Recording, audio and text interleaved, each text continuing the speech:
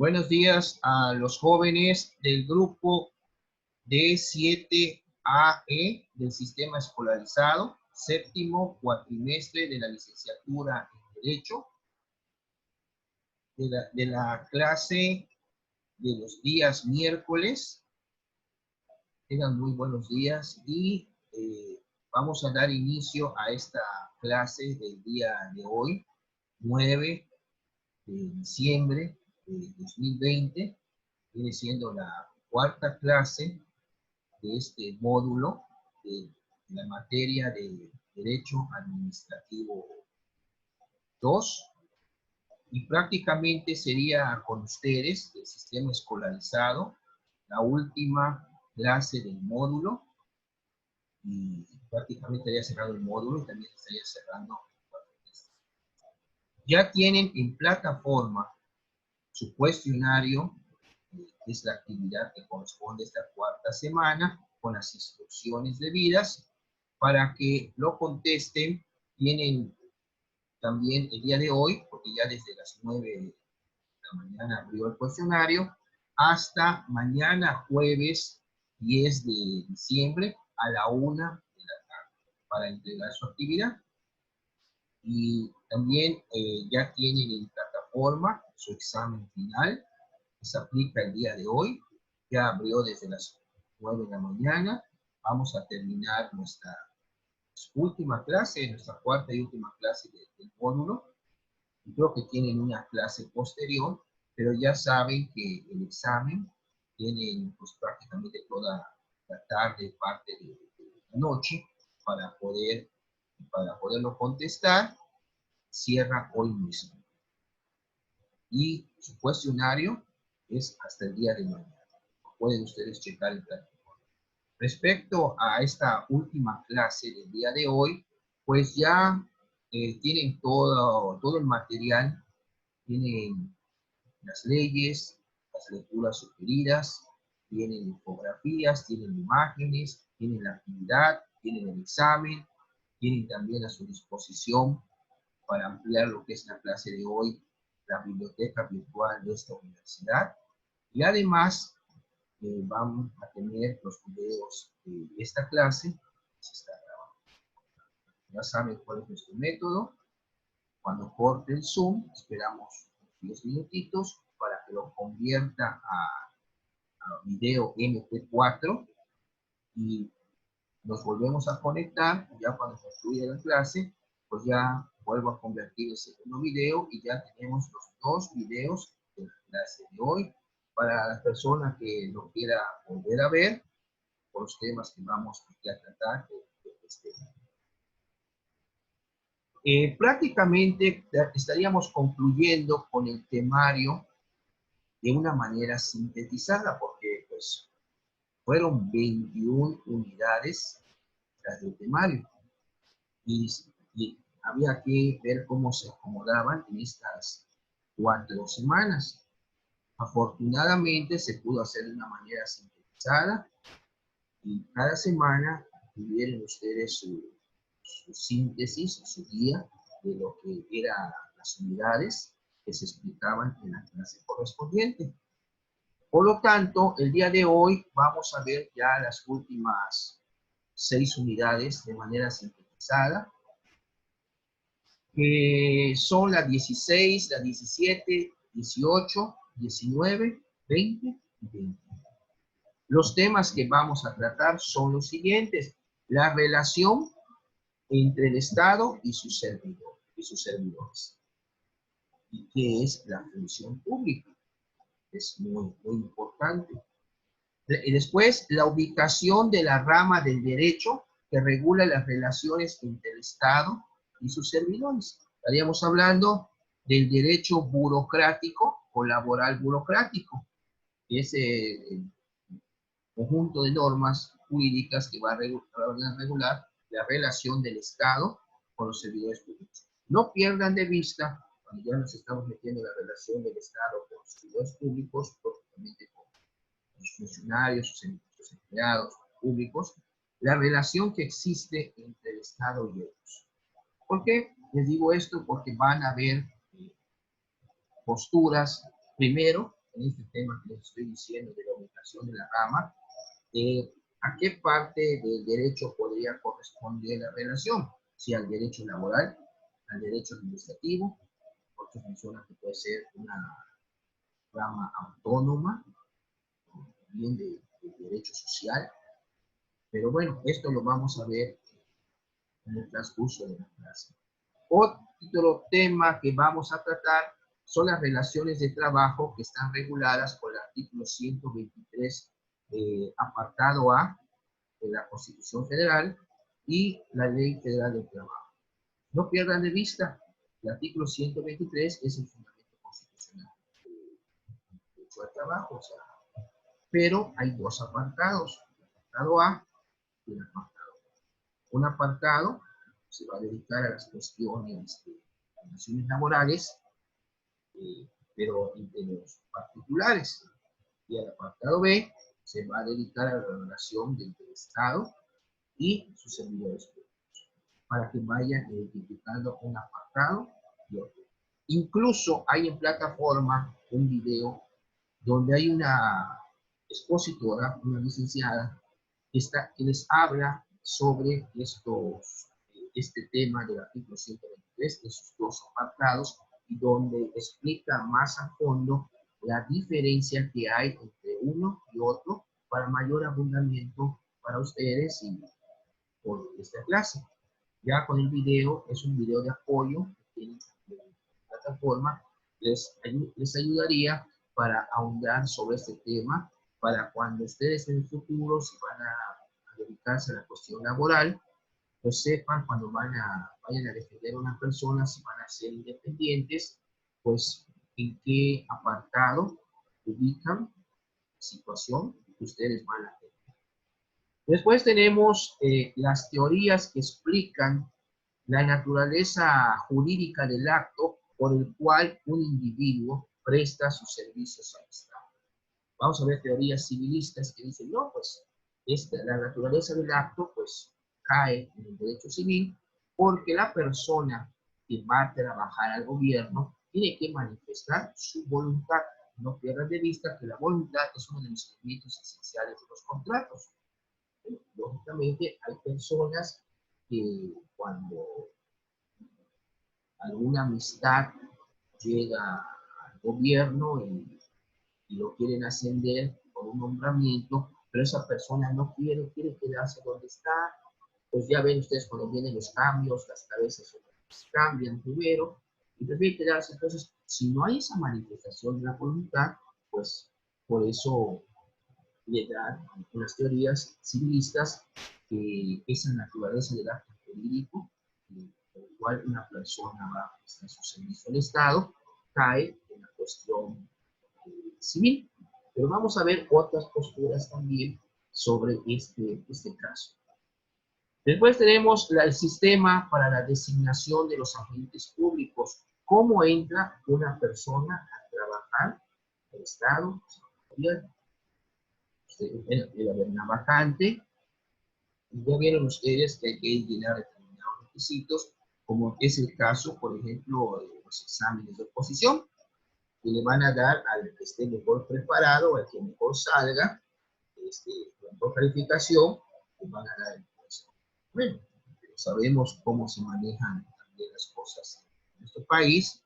A veces puede venir un recomendado y tú estás creyendo al presentar tu examen, tú sabes, tuviste una buena calificación, según tus conocimientos, pero se lo dan a otro. Y pues las recomendaciones políticas, pues aún siguen pasando. Y después tenemos por último la relación de trabajo entre el Estado y sus trabajadores de base, el artículo 123 constitucional, pero en el apartado B, y la Ley Federal de los Trabajadores al Servicio del Estado. La primera, el apartado B, fue la Ley Federal del Trabajo, y acá hay una Ley Federal de los Trabajadores al Servicio del Estado. Por eso, por la diferencia que yo les decía sobre el apartado A y el apartado B, eso es muy importante, es lo que tienen que identificar de este artículo 109. Bueno, pues vamos a dar inicio con las relaciones entre el Estado y sus servidores y la función pública. Los tratadistas consideran el Estado una gran organización cuya complejidad rebasa con mucho la observada en las estructuras empresariales privadas, por grande que sean. En México existen alrededor de 3,5 millones de servidores públicos, quienes representan el 7% de la población económica activa. Vamos en la unidad 16. Esto tiene lugar en función al cúmulo de actividades de las que se ocupa y que de manera creciente se ven multiplicadas, a su vez por el constante desarrollo de la vida social. Bueno, esto exige la satisfacción de los nuevos imperativos que surgen y que el Estado en su papel organizativo de la sociedad se ve obligado a afrontar mediante la prestación de los servicios en gran escala o bien con el cumplimiento de actividades en sí mismas tradicionalmente le son privativas, abordadas en la primera parte de estos textos. Bueno, aquí, jóvenes, como les iba yo mencionando, respecto a la relación del Estado, aquí si se dan cuenta se está comparando con lo que es la empresa privada, porque hay mucho, como menciona, 3,5 millones de servidores públicos y deben haber todavía más. Lo que pasa es que las actividades del Estado se multiplican. En este gobierno, si ustedes se dan cuenta que habla de la austeridad republicana, han estado ahorrando y han estado pues prácticamente cerrando puestos que anteriormente habían, para que normalmente, ¿qué se está haciendo? Que desde un puesto se realicen 3, 4, 5 actividades, porque normalmente, ¿qué es? A cada una de sus actividades tiene pues, una secretaría, una dirección, una subdirección, pues que se busca no estar ya, que se concentren para el ahorro en cuanto a lo que es los gastos. Primero, ya vieron ustedes que en varias, por ejemplo, en la Profeco, han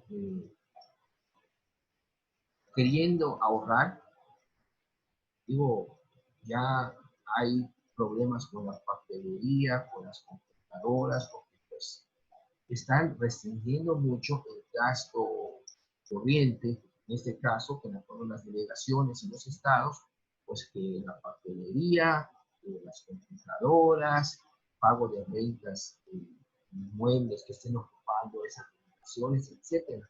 Entonces todo eso se ha buscado la manera de estar economizando para el gobierno, para que tengan. Por eso ven que se jacta el gobierno de que cuando se iba a ver lo de las vacunas del COVID, que tenían mucho dinero que se ha ahorrado respecto para poderlas comprar. Ahí no había ningún problema. Que por el combate a la corrupción, pues el presidente ha cerrado la llave donde se iba el dinero. Primero, acuérdense que combatieron a los guachicoleros, porque Pemex tenía una fuga tremenda de gasolina. Acuérdense que incluso había gasolineras que no les surtían porque no le compraban a Pemex, le compraban a los guachicoleros. Acuérdense que así empezó el gobierno, atacando al guachicol, lo que llaman el guachicol, el robo de combustible. Pues ordeñaban las mangueras de estar bajo tierra y pasaban los ductos de Pemex para poder llegar. Acuérdense la desgracia que hubo también cuando la gente fumando iba con juguetes a buscar su gasolina y ahí explotó, inmediatamente quedó la gente calcinada. Pero esa fuga de Pemex pues se manejaba hasta arriba. El huachicol es digo, le cerraron la llave a la gente y pues pues Pemex ahí no tenía ya fuga, entonces Pemex es un pago estatal. Otro aspecto también, pues ya cancelaron los 109, si no me recuerdo, fideicomisos. Incluso hasta el fideicomiso para, para catástrofes naturales, normalmente era el FONDEM que enviaban un dinero para poner a las zonas declaradas como catastróficas en base, como ustedes en Quintana Roo, cuando nos azotaba algún huracán, como fue el caso grave de Wilma en el año 2005, de 15 años, y este año decían, bueno, pues ya pasaron 15 años, nos ha golpeado el huracán, y vean que se nos está viniendo encima el alfabeto griego. Estaba eta, zeta, teta, o sea, todo lo que decía, el epsilon estaba por arriba, pero si ven ustedes, eso normalmente cuando se terminaba los nombres, huracanes que se ponen los nombres, ya no empezaban otra vez con otros nombres del abecedario normal. Esta vez terminó y empezaron con los nombres, pero del abecedario. Eso ven ustedes esos nombres de beta, zeta, iota, o está también epsilon. Todos esos que ven, ¿de dónde salen esos nombres? Es el abecedario. Tengan ustedes en cuenta. Y bueno, ya decían que el 30 de noviembre se iba a acabar, bueno, se termina la temporada de huracanes en el Atlántico, pero que por como estaba de acelerada la naturaleza, pues, pues que lo iban a prorrogar, posiblemente se acabaran hasta diciembre. Pero hay frentes fríos que están ayudando mucho. Incluso la temperatura, si ustedes se dan cuenta, durante el día está agradable. Ya en las noches, cuando se empieza a sentir algo de frío, en la madrugada, ahora. Pero bueno, esas son las cuestiones. Pero no se pierdan de vista la cuestión de que estamos hablando de la relación del Estado, comparando con la iniciativa privada en lo que les acabo de mencionar. Bueno, en el siglo XVIII, estamos hablando de 1700, acuérdense de la Revolución Francesa, los fisiócratas franceses bautizaron el cuerpo de hombres dedicados a la función pública como burocracia, término que desde sus inicios asumió una connotación desfavorable, pues lo utilizaron los liberales para identificar el formalismo, la altanería, el despilfarro de recursos, la falta de entusiasmo para desarrollar las actividades, la corrupción y la adopción de trámites excesivos, entre otros, caracterizaban el aparato administrativo de los gobiernos autoritarios durante los siglos XVIII y XIX, y tal sentimiento negativo y generalizado no ha desaparecido hasta hoy. Ustedes van a realizar un trámite donde quieran, a nivel federal, estatal, municipal, y van a encontrar siempre trabas, obstáculos. Sí es cierto que los trámites en línea han venido a facilitar mucho las cosas, se supone que para agilizar, pero no es en todos los casos. La burocracia, bureau, es escritorio, oficina en francés, y kratos, poder, poder desde el escritorio, es el poder a través de los servidores públicos. Bueno, es una cuestión que ha sido muy criticada, no desde, digo, creo que ustedes desde que tienen conocimiento, pero esto viene desde tiempos atrás. Y están diciendo que desde el siglo XVIII ya se empleaba la palabra burocracia porque ya había ese cuerpo de gente trabajando para el gobierno y los liberales lo empezaron a utilizar para decir realmente lo que representaba la burocracia. Y además no olviden que burócratas viven de los sueldos, de los impuestos que nosotros pagamos para que salgan sus sueldos. Entonces, eso es muy importante que tengan en cuenta. Les voy a dar una recomendación para que ubiquen cómo es esa situación real. No ha cambiado mucho de la burocracia. Vean la película de Cantinflas, El ministro y yo. Y él como ciudadano, cómo se topa con obstáculos cuando va a realizar un trámite, lo que era el departamento del Distrito Federal, pero posteriormente entra a trabajar de burócrata y es otra la situación. Incluso él es un plan rebelde, cuando renuncia, hace ver a sus compañeros qué realmente debe ser la burocracia. Por eso se los recomiendo. Es una película con mucho mensaje social y hasta humano, para que los burócratas, pues, digo, sean un tanto humanistas en el aspecto de que cuando van a atender a una persona, no le estén haciendo dar vueltas y vueltas para poder concluir su trabajo. Ellos, lógicamente, les van a cubrir un horario de su trabajo que se acabó, pero si puede ser más diligente, digo, es mucho,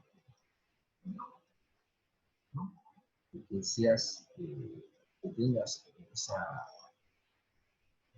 esa actitud hacia la persona que vas a atender.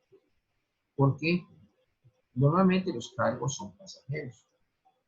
Y es una película, miren, creo, no sé qué, no recuerdo quién hizo el libreto, pero sí en la película se aprecian muchas de estas cuestiones de lo que nos topamos cuando, cuando vamos a hacer un trámite, o una persona cuando va a hacer un trámite. Bueno, ¿hay alguna pregunta hasta aquí? Diego, Cristina, Natalia, ¿hay alguna preguntita sobre el tema que estamos viendo? No está quedando claro, profesor. Bueno, vamos a ver la función pública, que es también, pues, en la actividad, si lo vemos, que realizan los servidores públicos que están trabajando para el Estado. La función pública realizada por los trabajadores al servicio del Estado se vincula con la actividad pública de este, mas no debe confundirse con ella. La primera está referida a la capacidad de acción que guarda todo trabajador del Estado en cuanto tal, en cuanto es un servidor público, o sea, trabaja para el Estado. Y la segunda se identifica con todas las acciones a cargo del Estado. La capacidad de acción se le conoce como función pública. Implica una relación laboral entre el Estado y el servidor público. Y en resumen, podríamos decir que la función pública la van a constituir todas aquellas tareas burocráticas, las cuales implican una relación laboral. No obstante que la función pública es de obligado análisis para los autores del derecho administrativo, no existe uniformemente un concepto de este tema de la función pública que les estoy refiriendo. Bueno, al emitir juicios respecto a la burocracia, el común de las personas generaliza, como si se tratara de un todo homogéneo.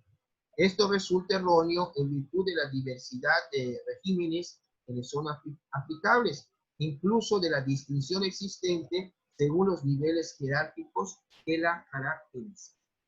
Entonces aquí estamos viendo el aspecto de qué es la función pública y no perdamos de vista que la capacidad de acción que tiene el servidor público como tal en cuanto a que es un ente, podemos decir, al servicio del Estado. O sea, él trabaja para el Estado realiza su actividad a través de organismos. Esos organismos no son entes públicos, entes de la administración pública, pero tienen esas dependencias, pues es lógico, tienen que haber seres humanos que las estén atendiendo.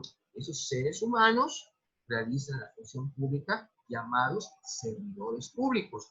¿Dónde está el fundamento constitucional de lo que es el servidor público. No pierdan de vista el artículo 108 de la Constitución Política de los Estados Unidos, que vamos a ver más adelante, que señala qué se debe de entender por servidor público. Bueno, el derecho burocrático, ¿qué es el derecho burocrático? Es la rama del derecho que estudia y regula la relación laboral entre el Estado y los servidores públicos. Es una relación derivada de la capacidad de acción llamada función pública.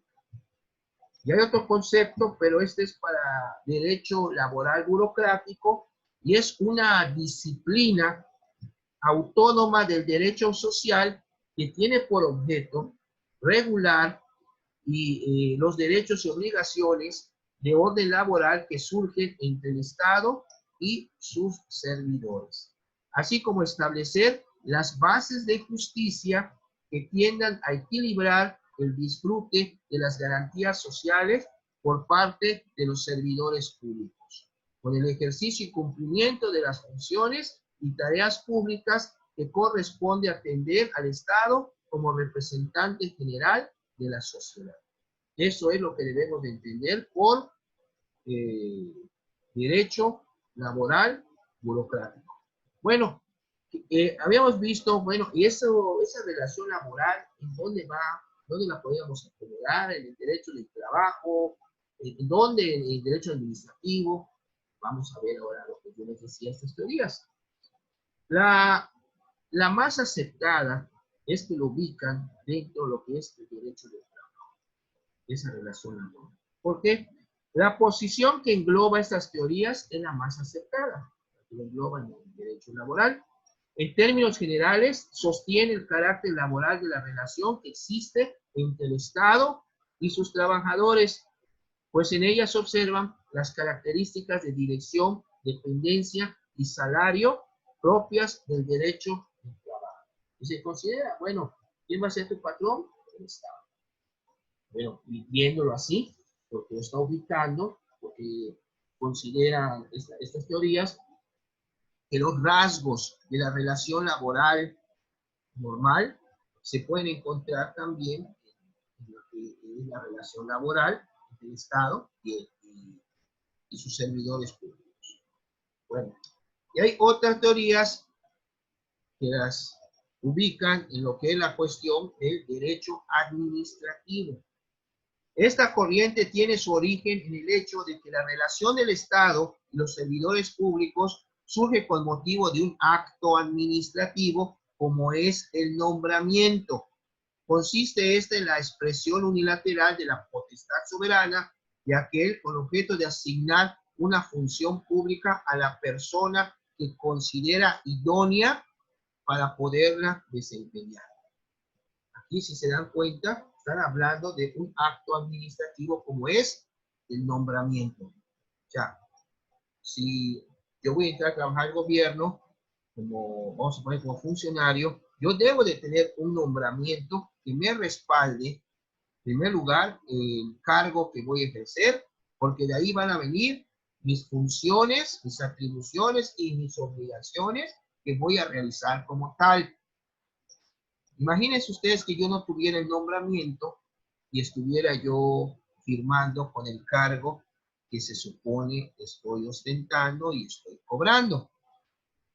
En un caso dado, bueno, hay que tener nombramiento porque acuérdense que les había yo comentado en una clase anterior de que las autoridades únicamente pueden hacer lo que la ley les permite. Yo como funcionario voy a realizar mi función en base a las facultades o atribuciones que me señala alguna ley.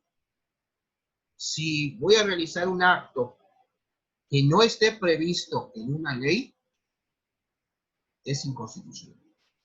¿Por qué? Porque no está previsto para que yo lo haga. Pero ahora, el nombramiento tiene que ser la consecuencia del ejercicio de mis funciones con el cargo, debe estar en un nombramiento. Es decir, licenciado Peraza, es el cargo director de tal cosa. Bueno, perfecto. Han habido casos en el gobierno que inventan cargos y esas personas se ponen a actuar con el, bueno, a realizar actos sin que su cargo primero esté previsto en una ley. Y si no está previsto en una ley, ¿dónde están sus facultades? Entonces, ojo, mucho cuidado con eso. Las autoridades únicamente pueden realizar lo que la ley les permite. Cuando realiza una autoridad un acto administrativo, un acto de molestia, bueno, tiene que poner, porque la misma Constitución lo pide, tiene que estar debidamente fundado y motivado. Artículo 16 constitucional, para ver, bueno, de dónde está sacando, de qué ley está sacando esa atribución o esa facultad para poder realizar ese acto. Lo debe de decir, por eso debe estar fundado y motivado su acto de autoridad, su acto de administrativo, su acto de molestia. Y si no está, pues el que está mal es la autoridad, y ahí estaría el procedimiento administrativo o bien el juicio de amparo. Por eso es muy importante que eso siempre lo tomen en cuenta. Cuando a usted le llega una notificación a la autoridad que va a cobrar una multa, a ver, ¿quién lo firma? ¿Está fundado y motivado el acto? No menciona, sí. De entrada ahí están mal. En un amparo lo van a ganar ustedes y les van a decir a la autoridad, ¿sabes qué? Funda y motiva tu acto. ¿Está bien? Ahora, independientemente si tiene la facultad, porque puede ser que nada más esté poniendo de relleno, pero realmente su cargo no exista. O sea, dentro del organigrama o dentro de la ley de la administración pública. Pero si no está el cargo, lógicamente, ¿qué facultades puedes tener? O sea, ahí estaríamos. Digo, jurídicamente, pues hay que ser muy, no, digo, legalista sí, pero hay que apegarnos siempre a la legalidad y a lo que nos marca nuestra Constitución. Bueno, y hay otras teorías que la consideran esta relación, pues una rama autónoma. La indefinición que priva entre el derecho del trabajo y el administrativo dio origen a una tercera posición, la cual de manera ecléctica sostiene que las normas reguladoras de esta materia constituyen una rama autónoma en la sistemática jurídica, pues cuentan con disposiciones de ambas disciplinas, tanto derecho laboral como derecho administrativo, e independencia didáctica y normativa.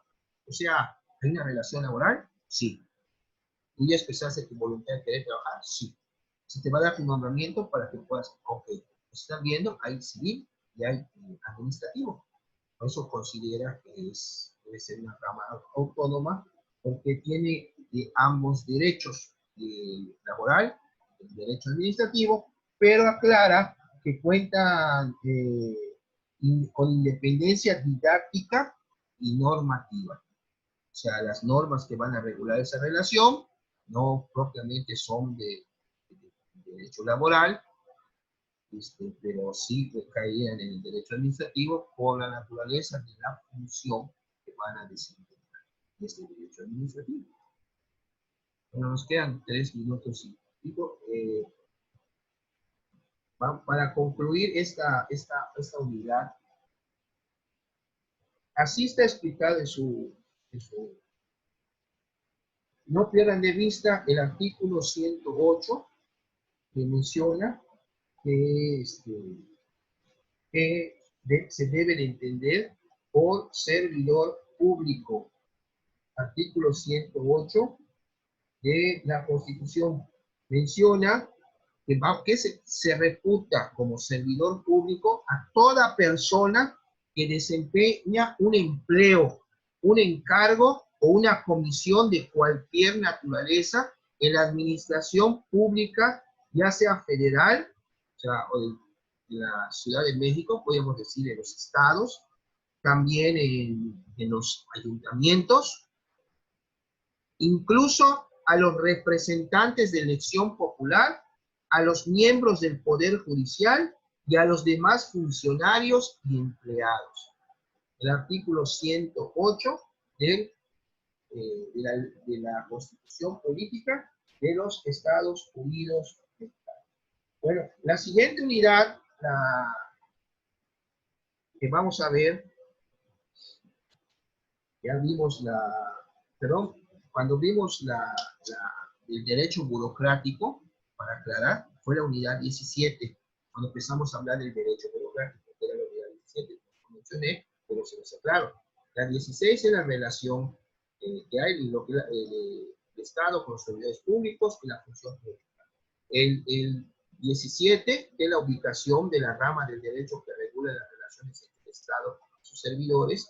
Vimos lo que es el derecho burocrático, el derecho laboral burocrático y las teorías que asimilan en dónde debe de ubicarse esta relación laboral, si en el derecho del trabajo, en el derecho administrativo, pero estamos viendo que es de una rama autónoma, como se acaba de mencionar. Estaríamos pasando entonces a la unidad 18, que son las relaciones de trabajo que regula el artículo 123, apartado A de la Constitución Federal y la Ley Federal del Trabajo.